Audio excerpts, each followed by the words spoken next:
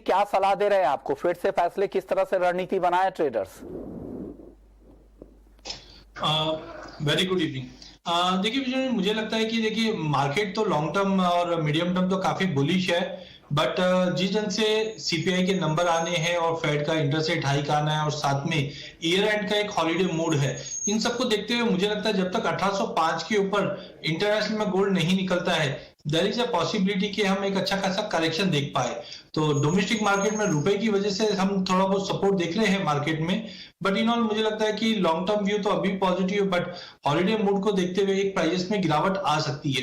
Intraday के लिहाज से तो मार्केट 54,000 से लेकर 54,500 के बीच में ही ट्रेड करेगा, बट कल जब फेड के रेट हाइक आएगा उसके बाद मुझे लगता है कि नीचे में 1756 तक का भी लेवल गोल्ड दिखा सकता है।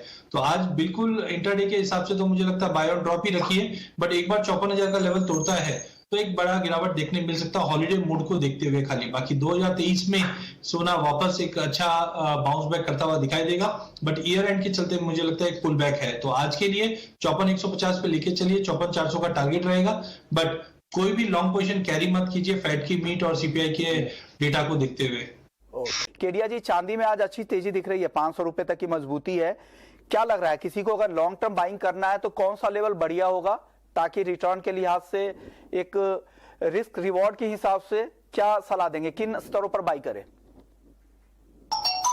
देखिए डेफिनेटली जैसे हमने दिवाली पे भी कहा था कि चांदी के लॉन्ग टर्म व्यू काफी इंपॉर्टेंट है और पॉजिटिव है, बिकॉज माइन से जो आउटपुट है वो 2% बढ़ रहा है, लेकिन जो अगर हम डिमांड की बात करें यहाँ पे हम डबल डिजिट ग्रोथ देख रहे हैं, जिसकी वजह से चांदी आउट परफॉर्मिंग कमोडिटी लग रही 2023 के अंदर। तो टाइमिंग मुझे लगता है कि जो अभी फेड की बात और ईयर एंड के हॉलीडे मूड है, इसकी वजह से मुझे लगता है एक पुल बैक पॉसिबल है, क्योंकि 64,000 के करीब हमने गैप अप देखा था मार्केट में। उस गैप को फुलफिल करने के लिए प्राइसेस एक बार नीचे 64 से 65 के बीच में आ सकती है, वहां पे आप बाय करके चलिए। हायर साइड पे मुझे लगता है कि अगर आप एक साल का व्यू लेके चलते हैं तो पहले मैंने दिवाली तक 85 बताया था, बट अभी हमें लगता है कि प्राइजेस में जिस ढंग से स्ट्रॉन्ग मूव बना है कि प्राइजेस 90,000 से 1 लाख रुपए तक का लेवल आपको साल भर के एंड तक दिखा सकता है 2023 क्रॉस करते करते। तो बिल्कुल लॉन्ग टर्म के लिए चांदी काफी अट्रैक्टिव है, क्योंकि गोल्ड सिल्वर रेशियो में भी अब जो ड्रॉप दिखा रहा है वो चांदी को सपोर्ट कर रहा है। तो चांदी बिल्कुल 1 लाख के टारगेट के लिए लेके चलिए, बट 2023 के अंत तक आपको ये टारगेट दिखाई देंगे। केडिया जी, कितना ऊपर कॉटन सीड ऑयल केक जा सकता है? विक्रम के लिए क्या सलाह है आपकी?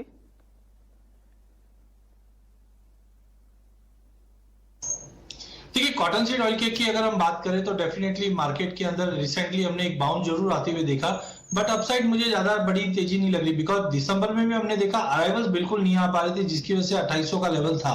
बट जनवरी ऑनवर्ड्स हम देख रहे हैं कि धीरे धीरे अराइवल प्रेशर बढ़ेगा, क्योंकि सीआई ने भी कहा है कि हम इंपोर्ट भी कर सकते हैं। तो अपसाइड मुझे लगता है 2800 के ऊपर अब जाता हुआ नहीं दिखाई दे रहा है। अगर लंबा अवधि का व्यू है महीने 1.5 महीने का, तो बिल्कुल हमें लगता है कि कॉटन सीड ऑयल केक बेच के चलना चाहिए। मैक्सिमम अपसाइड जो है वो मुझे लगता है कि 2720 2750 के ऊपर नहीं जाएगा, और नीचे में 2450 से 2480 तक के भी लेवल दिखा सकता है। तो शॉर्ट टर्म में हो सकता है थोड़ा पुल बैक मिले, बट उस पुल बैक पे बिकवाली करके चलिए, ट्रेंड नेगेटिव रहेगा। यानी ट्रेंड नेगेटिव है, पुल बैक पर बिकवाली करने की सलाह केडिया जी कॉटन केक में दे रहे हैं। विक्रम का ही अगला सवाल कैस्टर पर है। 2 सवाल है कैस्टर से जुड़ा हुआ। एक कि जनवरी तक कैस्टर सीड का प्राइस आउटलुक क्या है, और दूसरा सवाल ये है कि फसल को लेकर किस तरह की रिपोर्ट आ रही है। केडिया जी, देखिए सबसे पहले अगर फसल की बात करें तो हमने देखा था एरिया में थोड़ा इंप्रूवमेंट है, बट एक्स्ट्राऑर्डिनरी कोई बड़ी क्रॉप नहीं है इस वक्त, जिसकी वजह से प्राइजेस में स्टेबिलिटी बनी हुई। इनफैक्ट पिछले 6 महीने से देखें तो प्राइजेस 7,000 के नीचे नहीं जा पा रहा, 7,550 के ऊपर नहीं जा पा रहा। उसका मेजर कारण है चाइना में जिस ढंग से कोविड कंसर्न बने हुए थे तो डिमांड इंपोर्ट नहीं हो रही थी, जिसकी वजह से प्राइजेस दायरे में थी। बट अब जिस ढंग से चाइना ओपन अप हो चुका है और क्रॉप में भी एक्स्ट्राऑर्डिनरी बड़ी तेजी नहीं, इसलिए कंसोलिडेशन फेज है। 75-50 का लेवल तोड़कर मुझे लगता है अगर हम अगले 1-1.5 महीने की बात करें नई फसल आने से पहले की, तो एक बार प्राइसेस 8,000 का लेवल दिखा सकता है।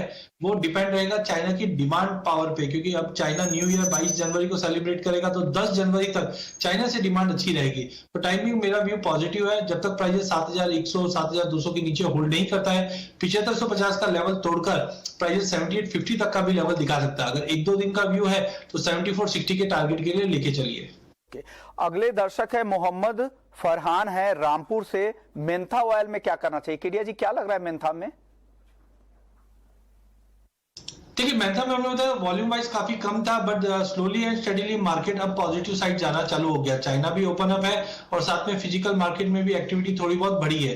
टेक्निकली जैसे हमने बताया था कि 1020 का इंपॉर्टेंट रेजिस्टेंट है, एक बार प्राइस 1020 का लेवल तोड़ देता है तो हम 1080 तक का लेवल देख सकते हैं। तो जनवरी एंड तक ट्रेंड पॉजिटिव रहेगा, करंट मार्केट से लेके चल सकते हैं। 970 का स्टॉप लॉस रखिए, 1020 के ऊपर 1080 तक का लेवल जनवरी एंड तक देखने मिल जाएगा।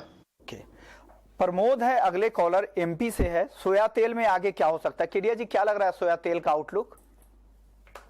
देखिए पूरे एडिबल ऑयल कॉम्प्लेक्स के अंदर रिसेंटली हमने थोड़ी बहुत बाउंस आते हुए देखा था, बट हायर साइड पे प्राइसेस सस्टेन नहीं करेंगे, बिकॉज ग्लोबल मार्केट में पिछले साल हमने देखा कि लॉजिस्टिक इशू था, प्रोडक्शन इशू था, जिसकी वजह से ये रैली आई थी। बट इस बार हम देख रहे हैं तो मस्टर्ड का पिछले साल का क्रॉप साइज भी अच्छा था, सोयाबीन का भी क्रॉप अच्छा है, और आगे जाकर मस्टर्ड की भी जो सोइंग अच्छी हो रही है उसका एक नेगेटिव इंपैक्ट पड़ेगा। ग्लोबल मार्केट में कच्चा तेल अब धीरे धीरे एक स्टेबिलिटी ले रहा है, डाउन साइड आ रहा है, जिसकी वजह से पाम ऑयल में भी गिरावट है।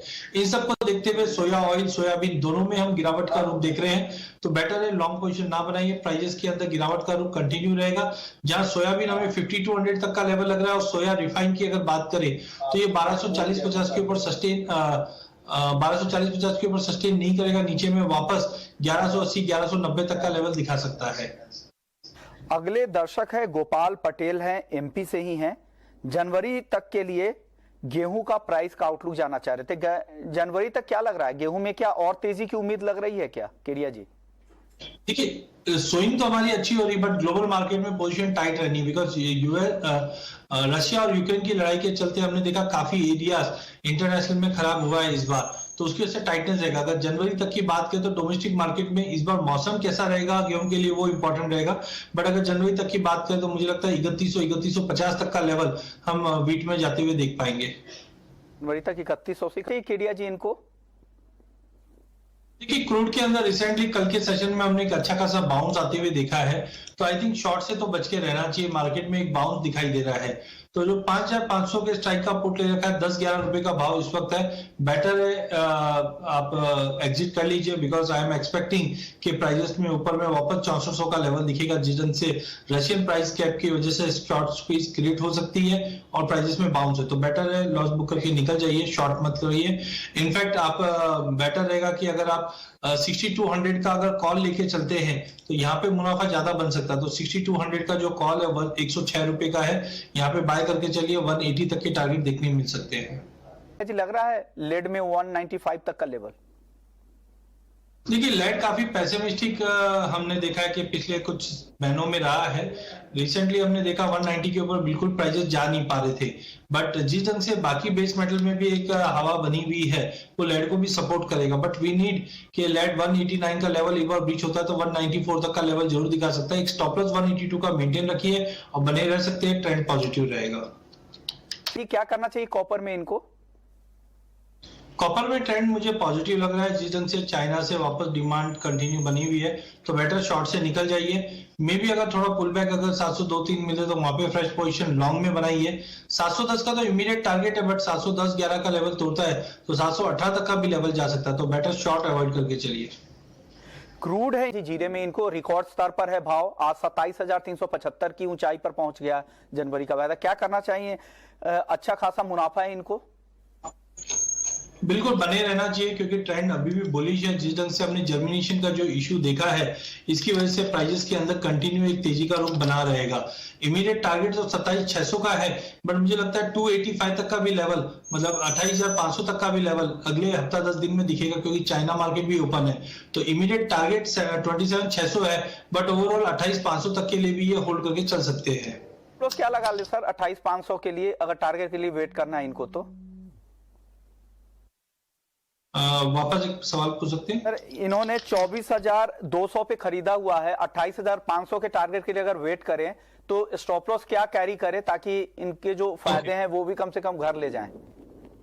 देखिए की लेवल जो था वो 26,200 का लेवल था, वो क्रॉस कर चुका है, तो इनको एक ट्रेलिंग स्टॉप लॉस 26,000 का मेंटेन रखना चाहिए और 285 का मॉडिफाइड टारगेट लेके चलना चाहिए। और मेंथा में क्या करना चाहिए? 944 रुपए की खरीद है इनकी, प्रशांत की।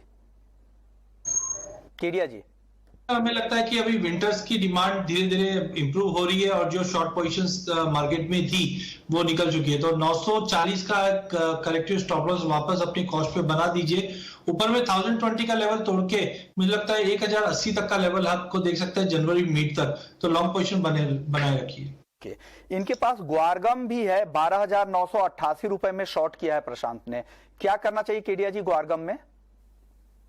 क्रॉप साइज को देखते हुए मुझे लगता है कि तेजी की रुख रहेगा। नवंबर में बड़ी तेजी के बाद पिछले 7-8 दिन से कंसोलिडेशन चल रहा था मार्केट में, तो 15 दिसंबर के बाद पॉजिटिव ब्रेकआउट दिखेगा।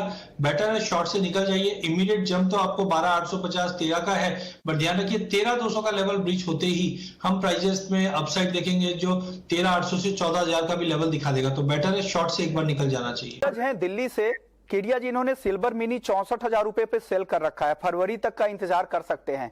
क्या इनका लेवल दिखेगा क्या सिल्वर मिनी में? देखिए जो भी दिखना है आपको अगले 8-10 दिन के अंदर, क्योंकि कल फेड से 0.5 का रेट हाइक है, ईयर एंड है, हॉलीडे मूड है, एक प्रॉफिट बुकिंग पॉसिबल है। तो 64.5 तक का लेवल मुझे लगता है कि एक स्पाइक दे सकता है, बट उसके नीचे जाता हुआ नहीं दिखाई दे रहा। और फरवरी तक बिल्कुल वेट मत कीजिए, क्योंकि अगर ये 68,500 के ऊपर वीकली क्लोज आ जाएगा तो 70 पहले भी दिख सकता है। तो शॉर्ट चांदी और सोने में बिल्कुल अवॉइड करो लॉन्ग टर्म के लिए। हाँ, अगले 7 से 10 दिन में एक पुल बैक पॉसिबल है, उसमें ये वेट कर सकते हैं, बट प्रोवाइडेड 68,500 का लेवल ऑब्जर्व करके रखें। अशोक भड़के हैं अमरावती से, क्या जनवरी तक कॉटन केक 24,000 रुपए तक आएगा क्या? क्या दिया जी 2400 आ जाएगा क्या नीचे? नवंबर दिसंबर में अराइवल्स बिल्कुल कुछ भी नहीं आए हैं, जिसकी वजह से प्राइजेस हमने 2800 तक जैसे कहा था वैसा मिला है। बट अब हम लगता है कि आगे जनवरी में अराइवल्स भी बढ़ेंगे, साथ में सोयाबीन, मस्टर्ड और बाकी डीओसीज भी अवेलेबल है, जिसकी वजह से प्राइजेस में गिरावट है। 2400 तो नहीं, बट उससे पहले कुछ टेक्निकल लेवल है जो मुझे लगता है 2450 से 2470 का जो रेंज है, यहां तक कॉटन सील दिखा सकता है। तेजी नहीं करनी चाहिए, मार्केट में वापस गिरावट का रुख देखने मिल सकता है। ओके केडिया जी, क्या लग रहा है चने में तेजी लौटेगी क्या? देखिए चने में मुझे लगता है कि ठीक है, इस बार सोइंग का एरिया काफी गिरा है।